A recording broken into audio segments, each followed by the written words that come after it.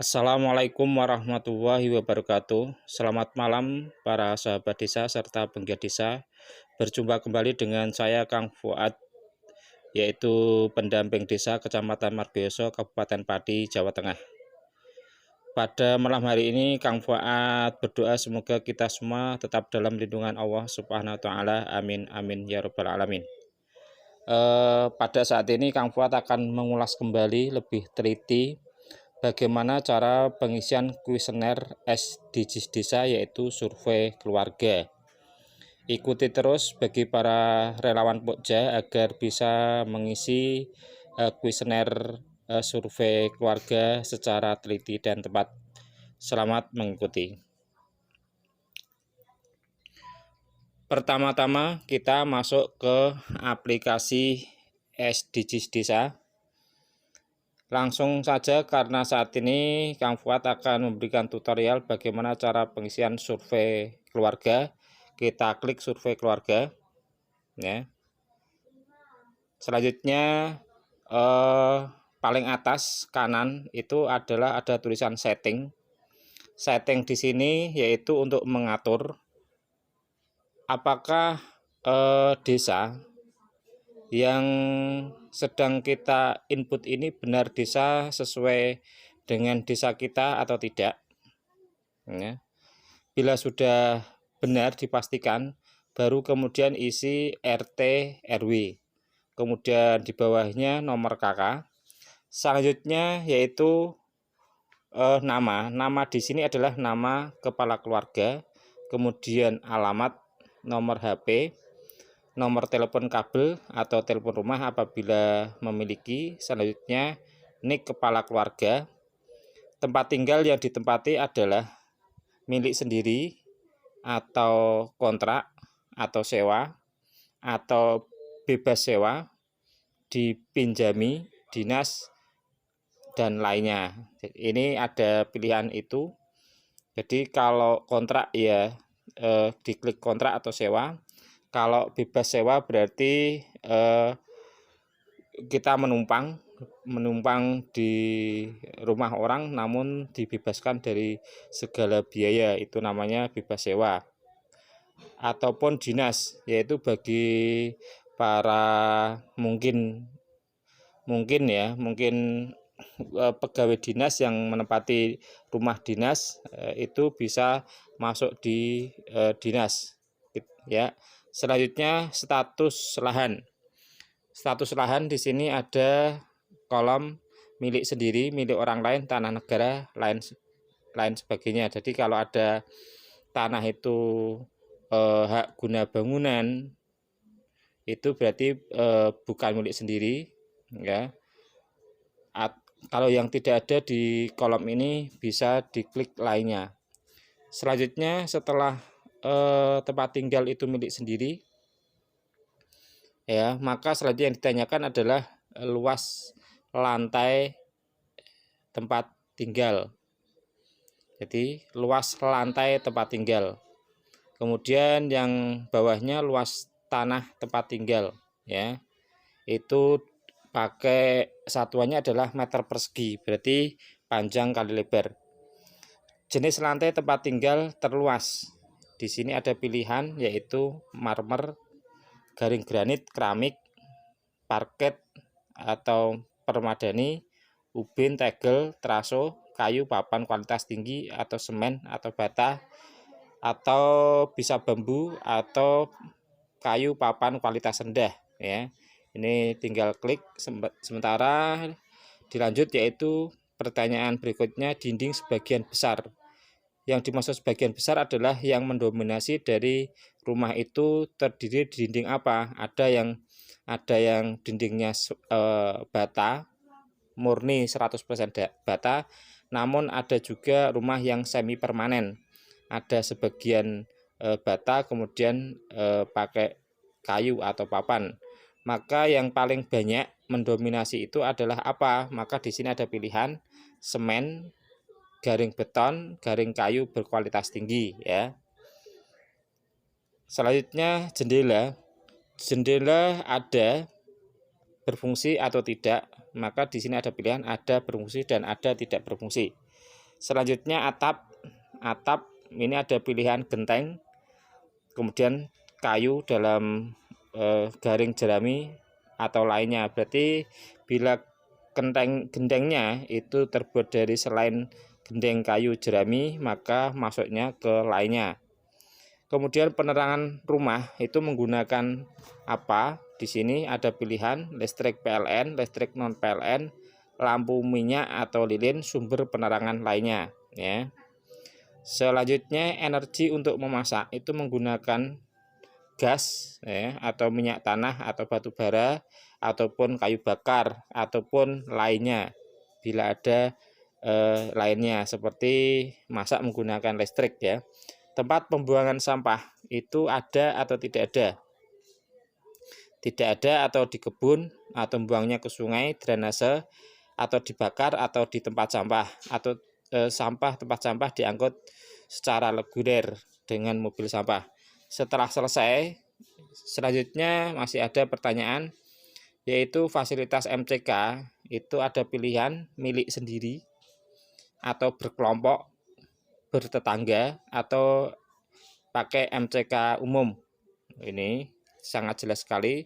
Sumber air mandi terbanyak, ya, maksudnya bila yang dipakai setiap hari untuk kehidupan sehari-hari itu airnya berasal dari mana? Ledeng, pipa dari PDAM, atau mungkin dari mata air, atau sungai, atau embung, atau air tada hujan, ya.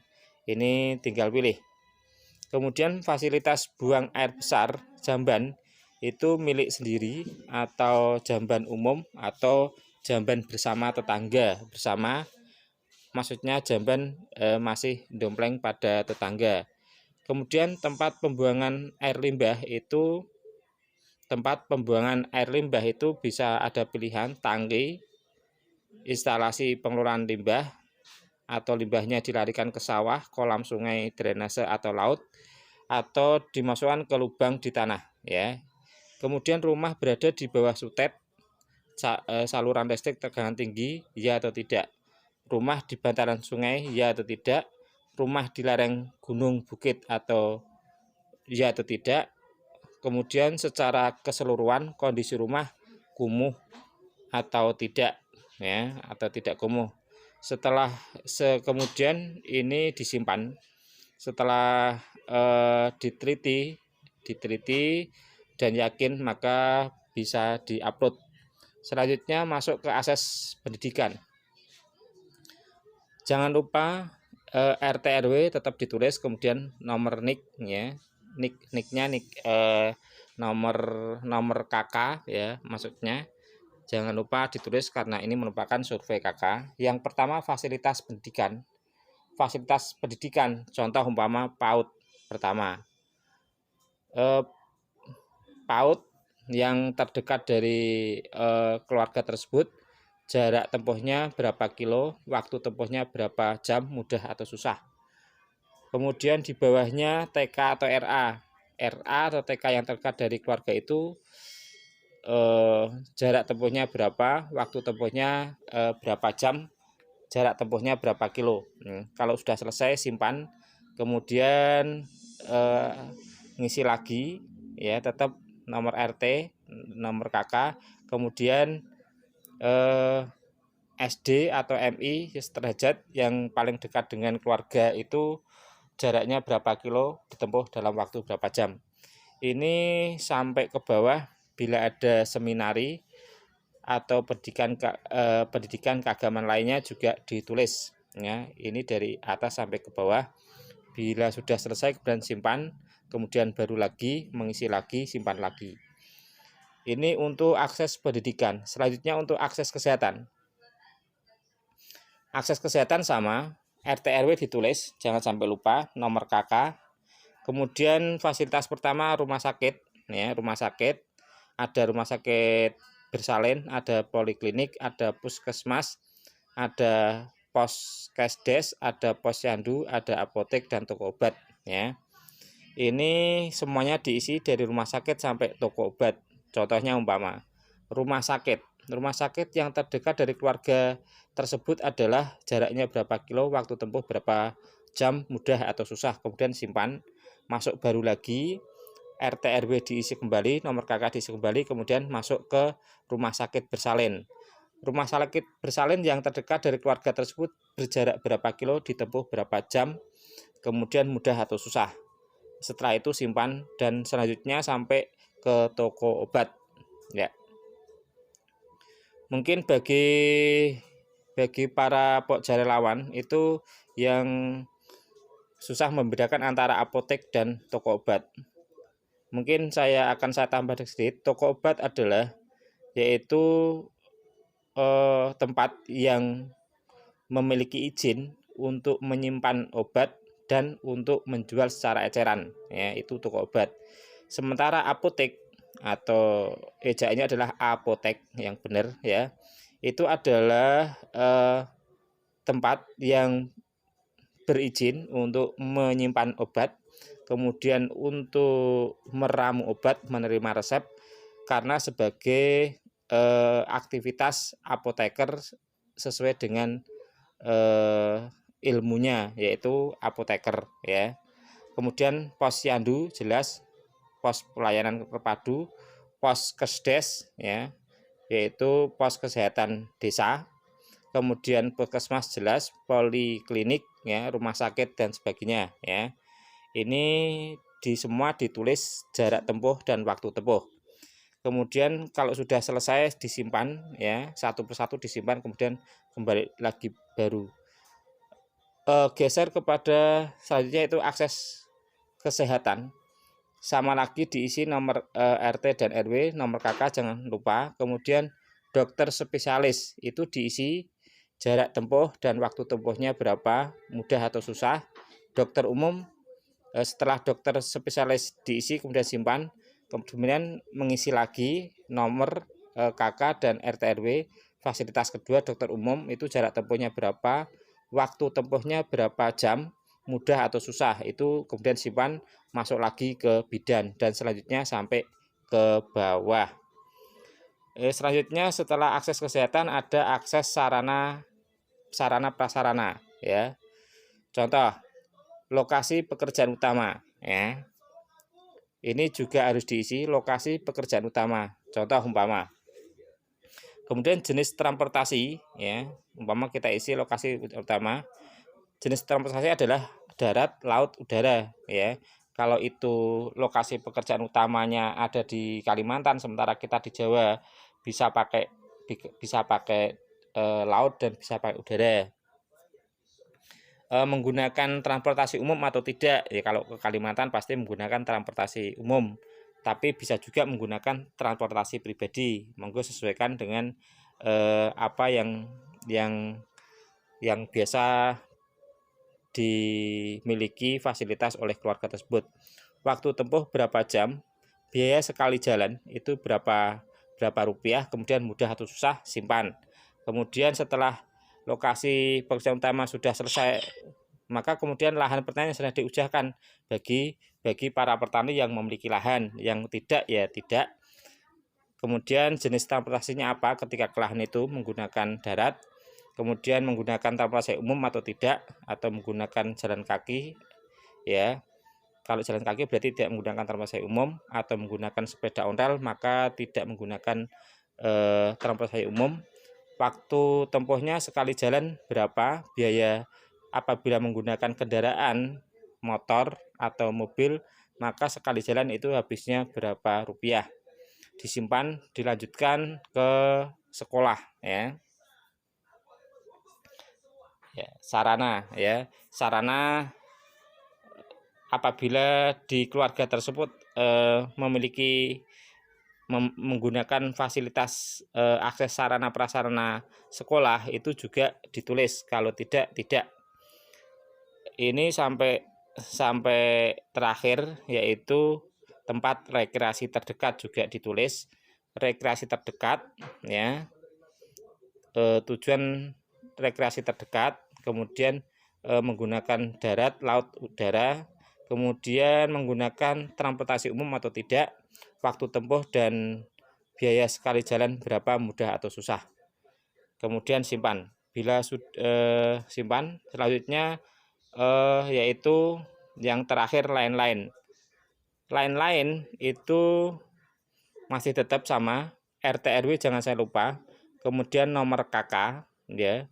Kemudian berapa jumlah anggota keluarga yang menggunakan transportasi umum dalam sebulan terakhir.